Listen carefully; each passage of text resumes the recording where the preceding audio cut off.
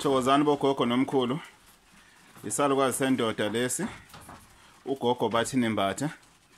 Siyaqhubeka njalo ingxoxo yethu yokuthwala yokuvuselela amandla. Kodwa lena engikhuluma ngayo namhlanje abantu abaningi bacelile ukuthi ngijule ngesimo samajuba ukuthi wesalukazi sendoda awuyichaze kahle le ndaba amajuba.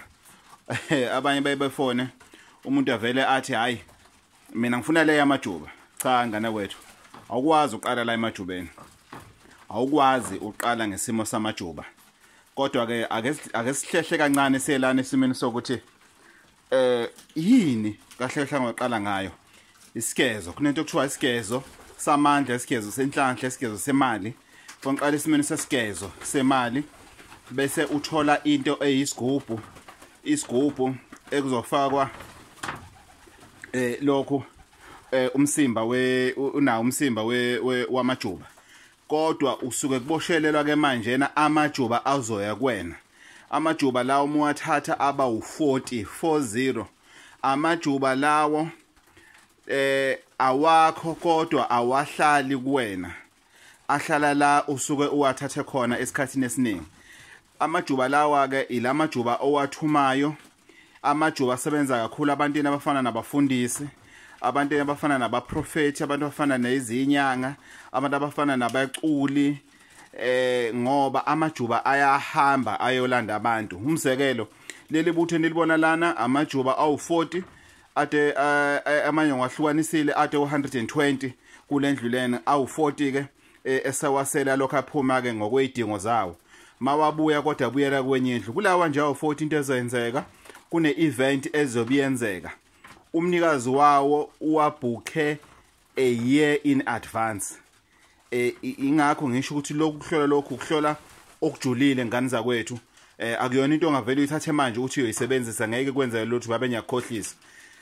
Into efuna ukuthi uyiplanele isikhathi sisekhona. Senza kakhulu kubafundisi.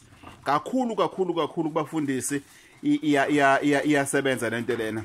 Kuba yimina engithathayo uyongibonisa la kuzoba khona ne-event noma isimo sani, isimo sesonto.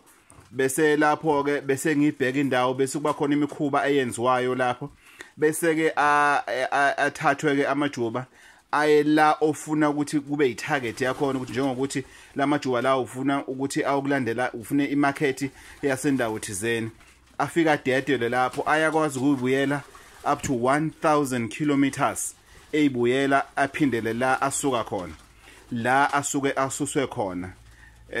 Asebenza kanjalo ke amajuba. Awaqali ke ngokuthi uvele uthathe amajuba uqala esimeni sesigezo esihamba nokuthi uthathe isimo sesigubhu, and then ke kulana ke isigubhu ke ozophinda ke uzosho musuthi hayi mthiya namajuba ngizowadinga, kusho ukuthi uyenza isigubhu samajuba.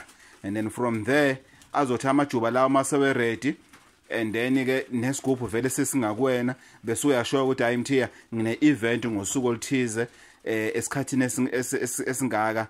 Uma sokungwawakho u1 year usungasabalekile.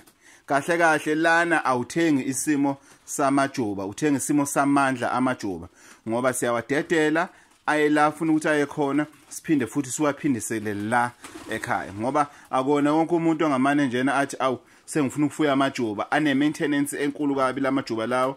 Uyabona nokhuluphala kwakhona chaza ukuthi athi asuka ebusika angaphumi isikhathi esiningi. Sazophuma manje azame ukuthi abe fit, siwa train ukuthi abe fit, sikwazi ukuthi masawathuma endaweni ekwazi ukuthi esabele ebuye.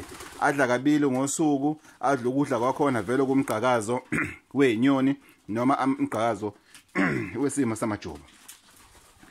Ngane zakwethu ngiyabonga kakhulu, ngicela niqhubeke njalo ni press subscribe button, ningakhohlwa gogo bathi Nembatha TV on YouTube. Thokozani.